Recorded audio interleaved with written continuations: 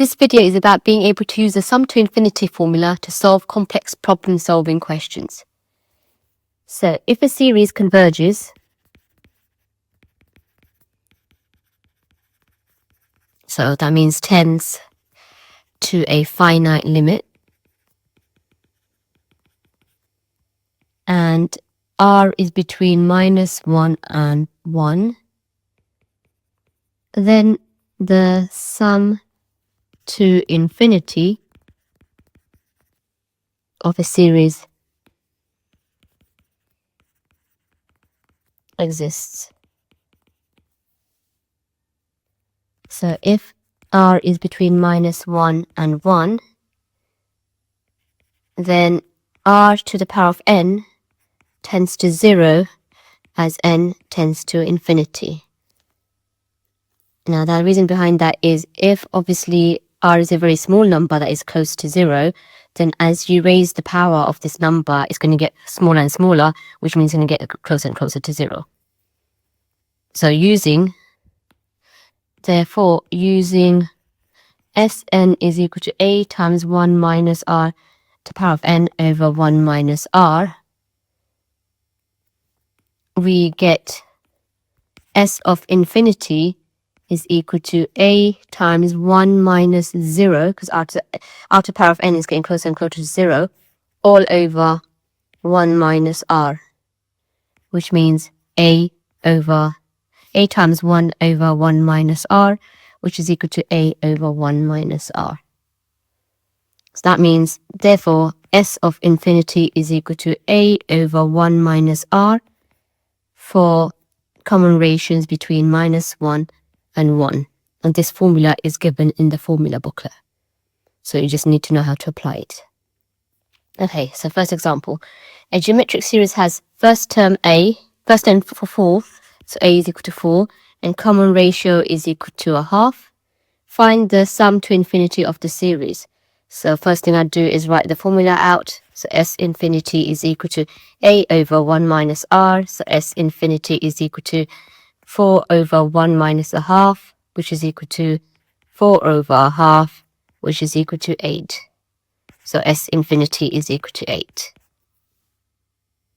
Next example, the sum of an infinite geometric series with common ratio negative 0.25, so r is equal to negative 0.25 is 6.4. So the sum of an infinite geometry, so S infinity is equal to 6.4. Find the first term. So S infinity is equal to a over 1 minus r, which implies 6.4 is equal to a over 1 minus 0.25, which means a over 1 plus 0.25, which means 6.4 is equal to a over 1.25. So a will be equal to 6.4 times 1.25, which means a is equal to 8. 2. The sum of an infinite series with first term 3 is 5. So that means S infinity is equal to 5 and a is equal to 3. So S infinity is equal to a over 1 minus r. So we're trying to find the common ratio. So that means 5 is equal to 3 over 1 minus r, which implies 1 minus r is equal to 3 over 5, which means r is equal to 1 minus 3 over 5, which means r is equal to 2 over 5. Geometric series a plus ar squared, where S3 is equal to 9. So first equation we have is S3 is equal to 9, and S infinity is equal to 8. So S infinity is equal to 8. So S3 is equal to 9.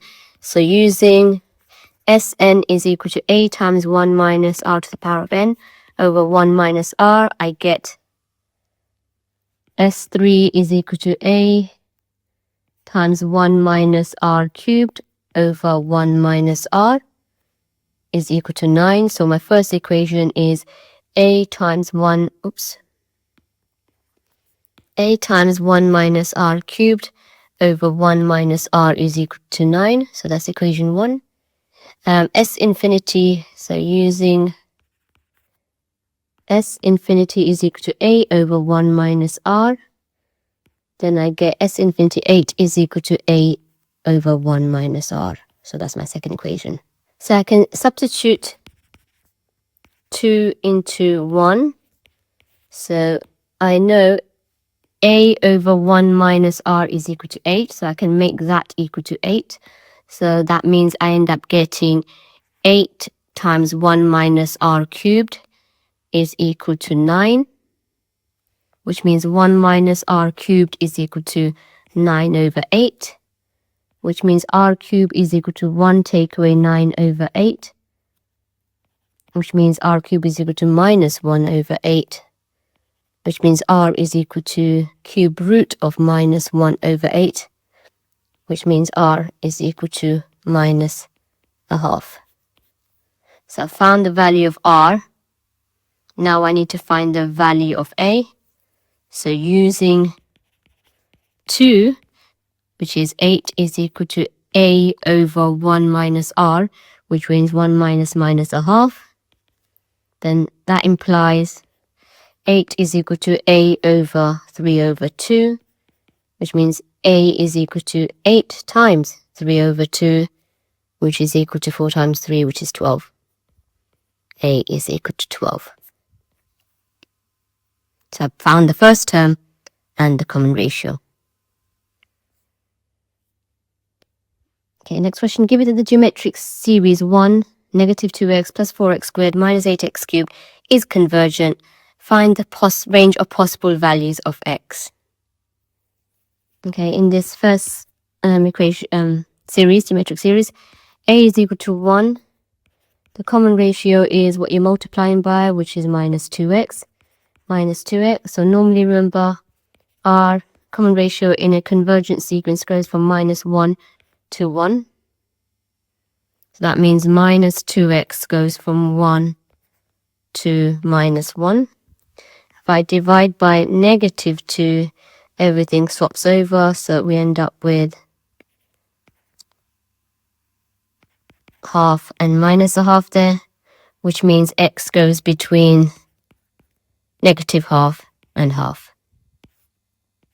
So that's the range of possible values of x. B says find an expression for s of infinity. So if s of infinity is a over 1 minus r, which implies it's equal to s of infinity is equal to a, which is 1 over 1 minus 2x, which means it's equal to 1 over 1 plus 2x. Okay, next question. The first term of a geometric series is 30. So a is equal to 30. The sum to infinity, so s infinity of the series is 240. A, show that the common ratio r is 7 over 8. So using s of infinity is equal to a over 1 minus r, it implies 240 is equal to 30 over 1 minus r, which implies 1 minus r must be equal to 30 over 240, which means 1 minus r must be equal to 1 over 8, because we divide top and bottom by 30, you get 1 over 8. So r will be equal to 1 minus 1 over 8, which means r is equal to 7 over 8, which is what we wanted. A, okay. B, find to 3 significant figures the difference between the 4th term and the 5th term. So we know a is 30 and r is equal to 7 over 8. So difference between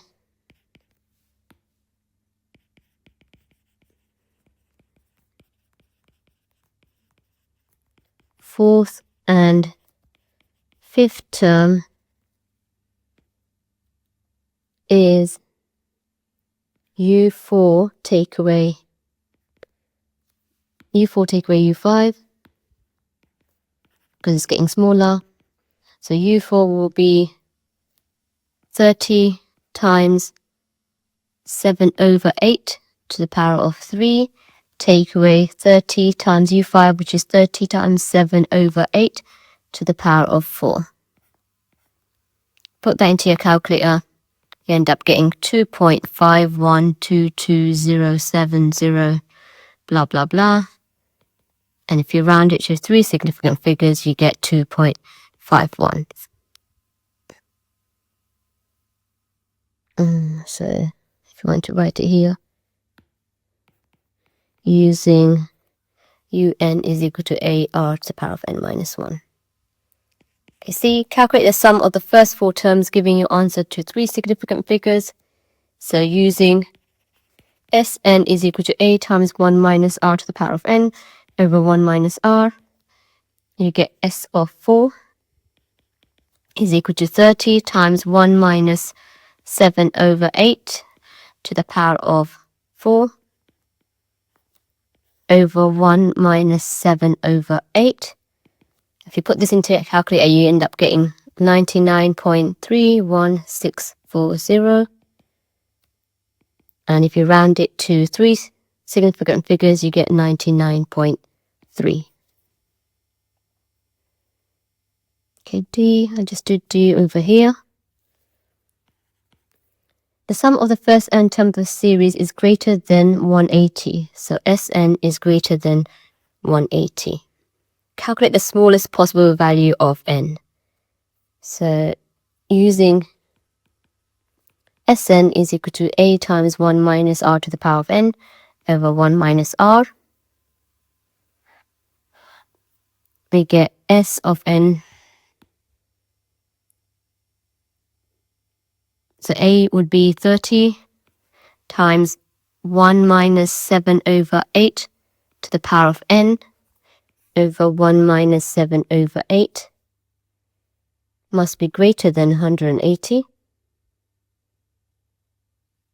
If I do this part, 30 over divided by 1 over 8, it's the same thing as 30 times 8, so I end up getting 240 times 1 minus 7 over 8, 7 over 8 to the power of n is greater than 180. If I divide by 240, 180 divided by 240, I end up getting 3/4. So if I move the 3/4 to the other side, I get 1 minus 3/4 is greater than 7 over 8 to the power of n, which means a quarter is greater than 7 over 8 to the power of n. Now I need to take logs on both sides, so I get log of a quarter is greater than n log of 7 over 8. Because 7 over 8 is less than 1, then it's a negative number, so when we divide by log 7 over 8, the inequality flips over, so n is greater than log of a quarter over log of 7 over 8, which means n is greater than 10.381, which means n is equal to 11. If n is greater than 10.381, it must be n is equal to 11. Okay, next question. A geometric series has first term a in common ratio r. The second term of the series is 15 over 8. So u2 is equal to 15 over 8. And the sum to infinity of the series is equal to 8. Show that 64r squared minus 64r plus 15 is equal to 0.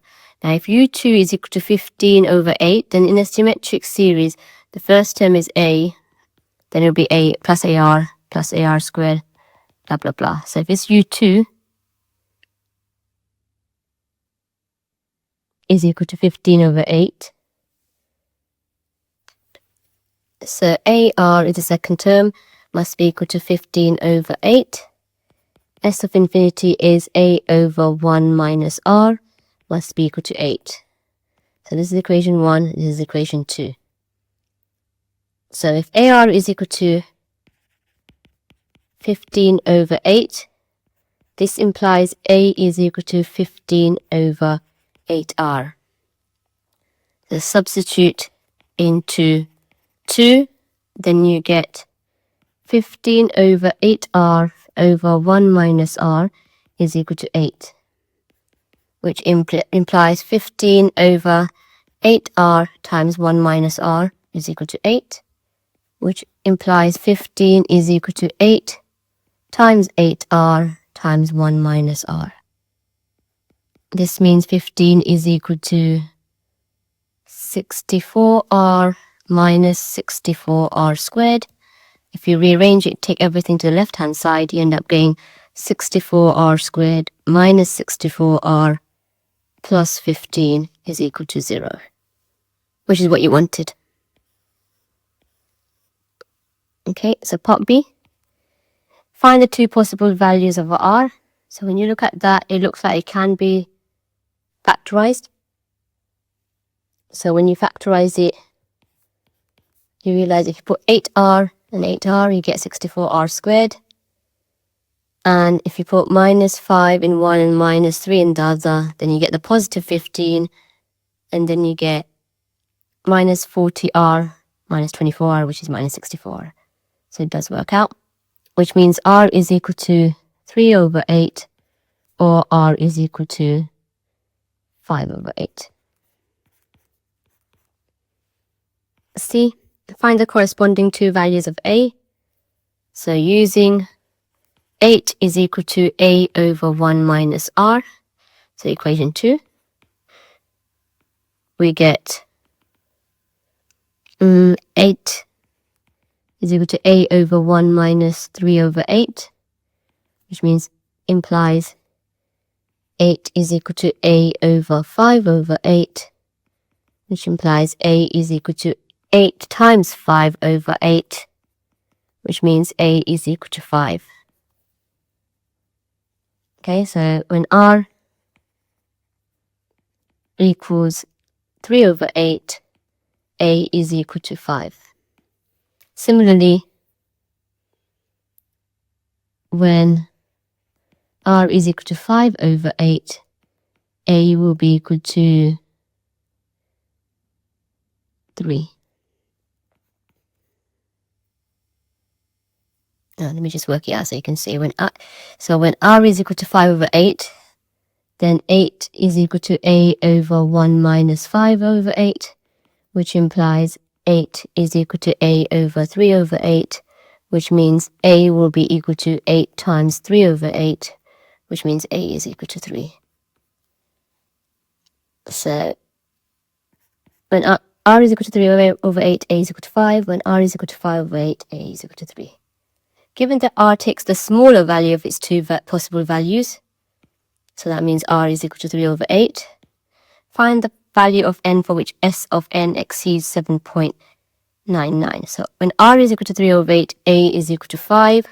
We're trying to find when Sn is greater than 7.99. Okay, so using Sn is equal to a times 1 minus r to the power of n over 1 minus r, we end up getting 5 times 1 minus 3 over 8 to the power of n, all over 1 minus 3 over 8 must be greater than 7.99. So when we do 5 divided by 5 over 8, we get 8. So that will be equal to 8 times 1 minus 3 over 8 to the power of n is greater than 7.99. If I divide by 8, I end up getting, put the n in the wrong place, oops. If I divide by 8, I get 1 minus 3 over 8 to the power of n is greater than 0.99875. If I swap sides, so then I end up getting 1 minus 0.99875 is greater than 3 over 8 to the power of n. If I do 1 minus 0.99875, it's 1 over 800 is greater than 3 over 8 to the power of n. If I take logs on both sides, log of 1 over 800 is greater than n log of 3 over 8. Because they're both less than 1, when I divide by log 3 over 8, I divide by a negative number, so then equality swaps over. Log of 1 over 800 divide by log of 3 over 8, which means I end up getting n is greater than 6.8152, blah, blah, blah. Therefore, n is equal to 7.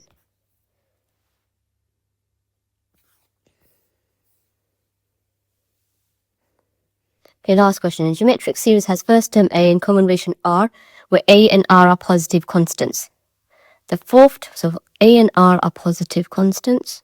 So a is greater than 0, r is greater than 0. The fourth term of the series is p to the minus 1. So u4 is equal to p to the minus 1, which means ar cubed is equal to 1 over p. This is my equation 1. The sum to infinity of a series is p. So S infinity is equal to p, which means a over 1 minus r is equal to p. That is equation 2. And the sum of the first two terms of the series is 0.7p. So that means S2 is equal to 0.75p, where p is a positive constant, so p is greater than 0. Then that means a plus ar is equal to 0.75p. This is equation 3. So find the values of a, r, and p. So always think in the back of your head, all of them are positive. Okay, so if we combine, so make p the subject in equation 2 and 3. So make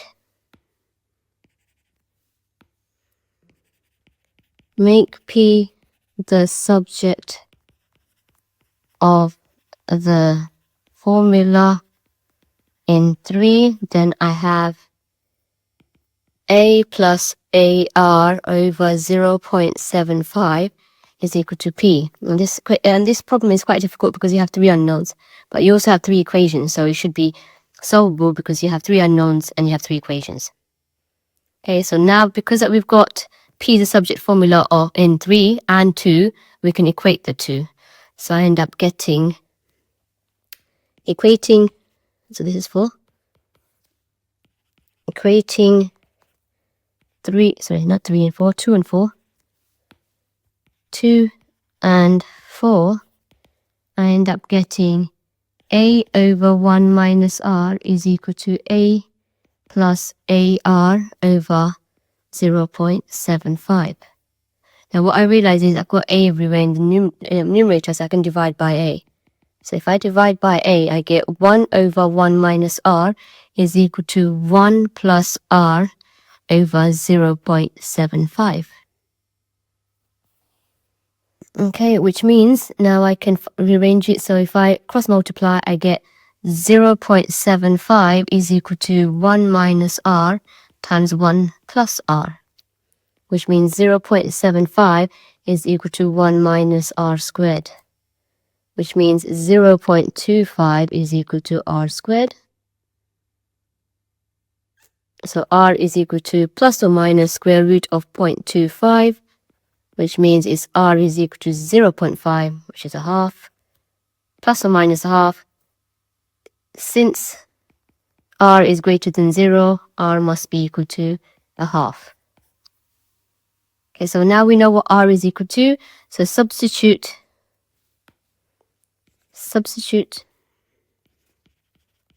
r equals a half into 1, then you end up getting a times a half cubed is equal to 1 over p, which means a times 1 over 8 is equal to 1 over p, which implies a over 8 is equal to 1 over p, therefore AP is equal to 8. Let's call this equation 5.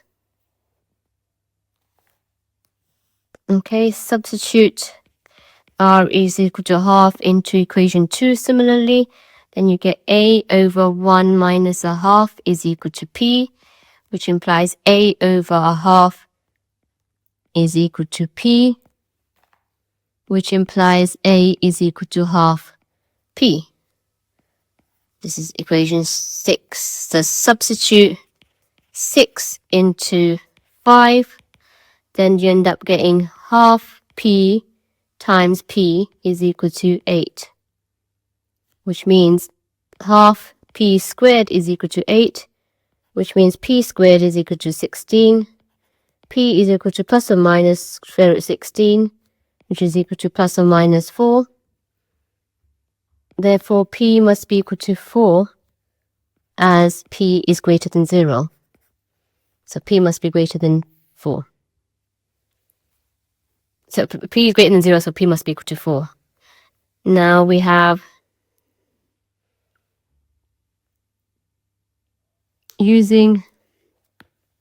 since r is equal to half and p is equal to 4, using 2, let's go back to equation 2, a will be equal to 1 minus a half. 1 minus a half is equal to 4. A over 1 minus a half is equal to 4, which implies a over a half is equal to 4, which means a must be equal to 4 times a half, which means a is equal to 2. So a is equal to 2, p is equal to 4, and r is equal to a half.